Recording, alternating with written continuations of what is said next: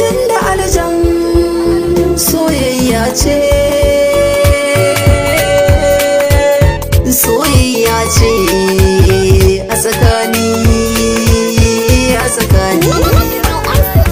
a tsakani. Duniya ta mini zafi, zuciyata tana bugawa, soyayya da mutum da aljan gashi yau ta saka ni kowa, ta auren ta raba ni da kowa, gashi mata rigen budurwa, gani da koko ina ta yawo, na fito tamkar wani bawa, sanadin ki ana guduna, in an gano ni ba a tsayawa, kin zamo tamkar guguwa ce, rayuwa ta kin yi tarwatsawa, gashi a yau kin hana ni sukuni, ko da yaushe kina bibiyata, kin raba ni da yan uwana, har abokai da budurwata, ko da a ce ke dan mutunci ya kamata ki tarerayata, soyayya da mutum da aljan wai ta yaya ne za a yi ta, kin kasance ke ba mutum ba, aljana kin shigo rayuwata, kin raba ni da masoyiyata, wacce gare ni za ta zama mata,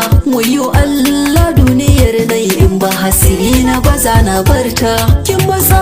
wa rayuwarta har kina kokarin ki karta, ni ita ce nake so da kauna, soyayya da ke baza na yau ba, idan ina cikin mutane zaki fito duk ki tsorata su, har abokai baki bari ba, kin me su kin ce musu su bar ni, kin kasance ke aljana ce amma kina son aure gare ni, kin gani kwaɗan adan ne rayuwa da ke babu sukuni, don Allah ki kyale mai sona, ki tafi karke hallakata, bata san komai ba sai dai ita ni ne kawai a ranta. Faruk Ysm mai waki a lamarin so na shiga tafki, aljana tana ta dina wai za ta aure ni babu kirki, ki raba ni da yan uwana, ki raba ni da abokanaina, ki raba ni da zuri'ana, ki raba ni da gidan ubana, ki raba ni da farin cikina,